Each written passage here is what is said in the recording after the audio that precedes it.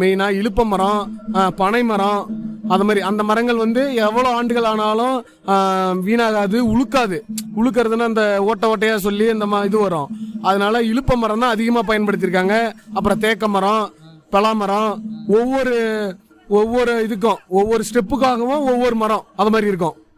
ஆனால் சக்கரம் வந்து இரும்புல வந்து செஞ்சிருக்காங்க. சக்கரமும் அச்சியும் வந்து இரும்புல செஞ்சிருக்காங்க. மேலே அந்த பலாக்காய் அதெல்லாம் தொங்க விட்டுருக்காங்க, மாங்காய் அதெல்லாம் எதுக்காண்டினா? அதெல்லாம் வந்து ஒரு நம்பிக்கை.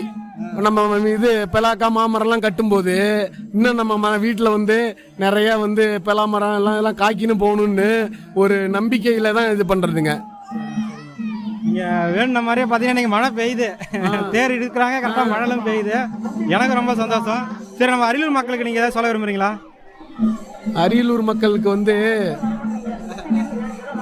எல்லாரும் வந்து விருப்பு வெறுப்புகளை மறந்து